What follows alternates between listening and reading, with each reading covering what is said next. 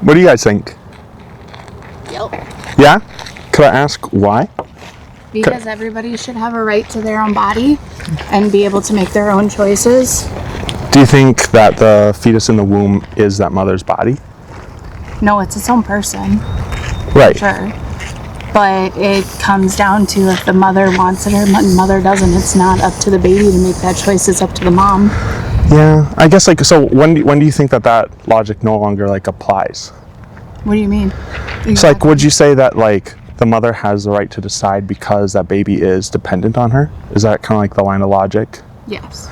Okay, so I guess from my standpoint, I think somebody outside the womb is also dependent on that mother.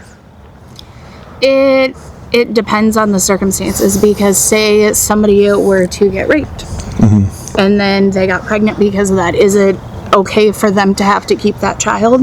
Well, I think I love that you brought that up. But I guess outside of rape, would you say that's sound logic on my end, or do you think that there's flaws in it? I really think it's up to the woman's choice no matter what, because it's your body, it's what you want to do. Say you end up getting pregnant and you don't have the financial means or anything to do it, and then you legally can't get one, but yet that's going to put you further in debt, and that's going to harm you and your baby in the long run. So to me, it's your body, it's your choice, no matter what. Yeah, so I just want to make sure I'm not misrepresenting your argument. So you're saying that since that child is dependent on the mother, she can do what she wants? Yes. Right? So I going back to my original point, I think a 2-year-old is also dependent on its mother. So should that mother have the right to kill her 2-year-old? That is way out of context there. I don't understand how you get to that, because yes, it's a baby, I get that, but it's a thing growing inside of you. Right. At that point, it is growing inside of you, and usually when you are getting an abortion, that baby doesn't even have a heartbeat. But if something medically were to come up, then that baby has a heartbeat, then that is a consultant and a conversation for you to have with you and your doctors. It's a decision for you and your doctors to make, not for the legal system to make, and not for your state to make, or anything like that. Okay. And if your child is older than that, then there is other circumstances that need to be put in place to help that mother and that family live to get to what they want with their child. Sure. I think we have common ground. I would say the common ground I'm pointing to is I think we should be caring for both mother and child equally. I don't like that we live in a world where sometimes mothers are mistreated. I'm assuming you agree. I just don't think that the proper answer to that is killing a child. So if you wouldn't mind me asking, I know you said that you don't think that's quite a fair comparison that I made. Not. Could you go into a little bit why you think it's not a fair comparison, that logic can't be applied outside the womb?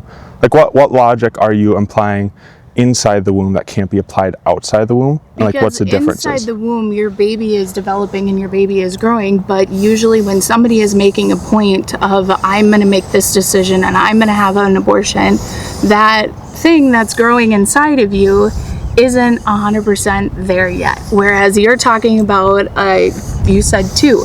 You're talking about a 2-year-old who is walking, talking, can feed, can all these things. That's a grown child in my eyes. Sure. I am a teacher, and seeing that is a complete difference than something that is still growing and developing inside of your body. Just so I'm understanding, when you say it's not there yet, are you referring to it's not a person yet? It sounded like at first we agreed that it's a human all stages, right? So you're saying it's not a person. Yeah. And the woman is, am I kind of, yeah, so it is, but it's a weird line that you can't always cross, but a lot of people have different views on it. Yeah. And my biggest view on the whole abortion thing is that it is your right to choose what you want to do with your body, whether you're in a situation where you can't handle it or you're just not ready to have a kid. You always have the right to be able to choose whether or not you want to put yourself in that position for your life.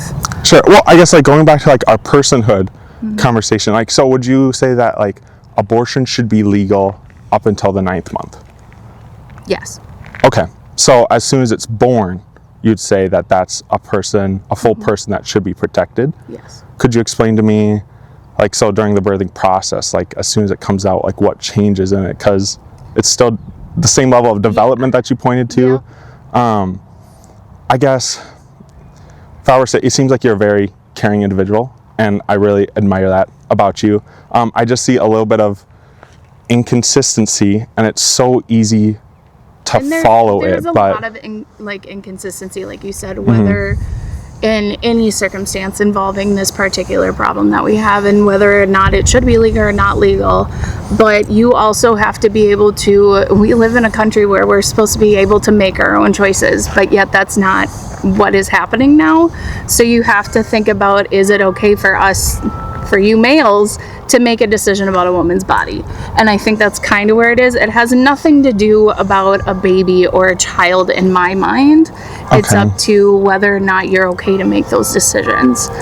Yeah, I mean, I'm totally comfortable going down that route. I really like going down that route. The only thing is, I think it's shifting the goalpost a little bit, in the sense of, before we were talking about personhood. Yeah. When does personhood come into play? And so now we're saying it goes with how that individual views the personhood.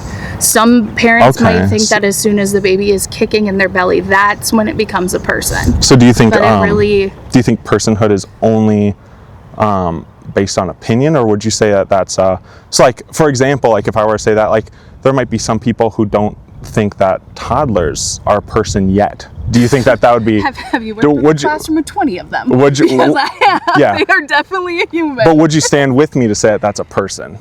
As a toddler, yes. That is 100% a person. It's, like I said before, I don't even 100% know where I fall on that, because you have all of these developmental stages that they're going to hit, but I think just because as soon as they are out and they're in their parents' arms, that for me is when you look at them and you realize that they're a person.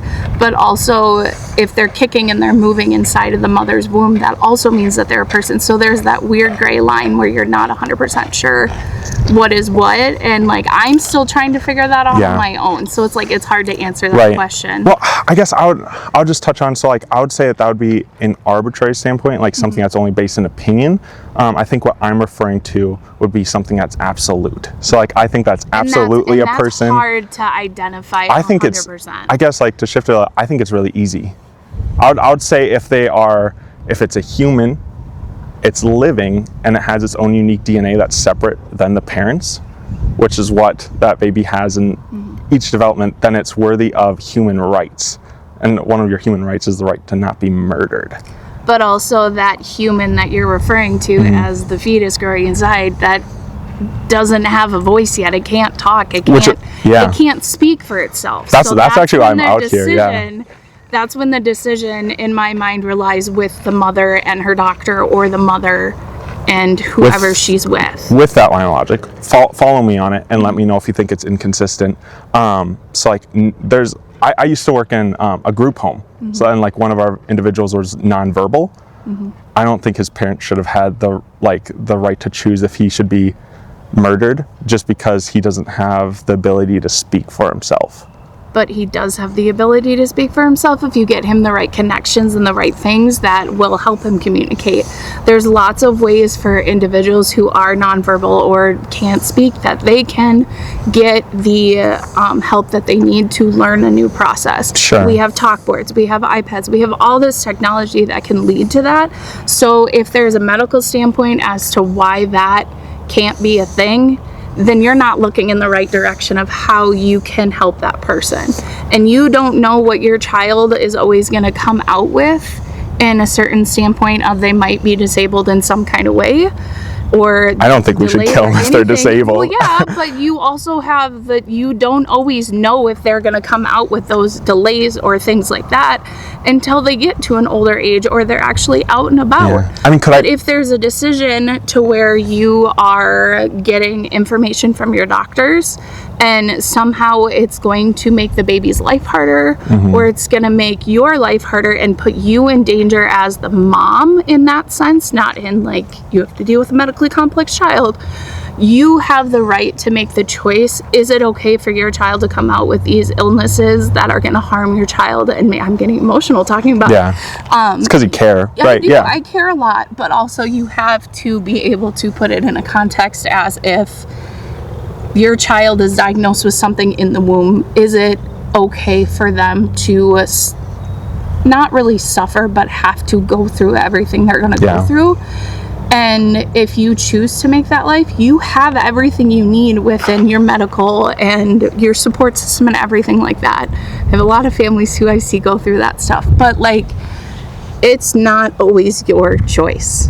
And that's why it breaks my heart when seeing other people who have had to make choices like that, and then seeing a better outcome because of that choice that they have made, because say they couldn't live the life they wanted to live and they needed to have an abortion. They were able to do that.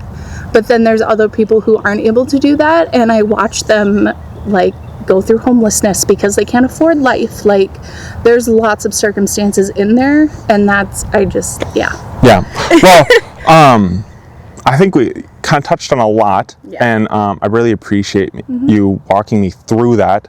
The only thing is so if somebody's homeless, I'm with you. I want to help that person. Yeah. I don't think that gives us the right to kill that person. But Does that make sense? It's not your choice.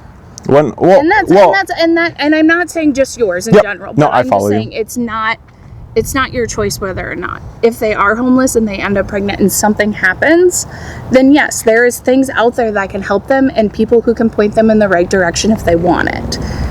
And if for some reason they're like, I don't want it anymore, they have the right to make their own choices. Yeah. Well, I guess kind of circling back to what we touched on earlier. So I think if we apply some of that logic that the pro-choice movement says when the baby is in the womb, and we apply it when they're outside the womb, I think if it's immoral outside the womb, it's also immoral inside the womb.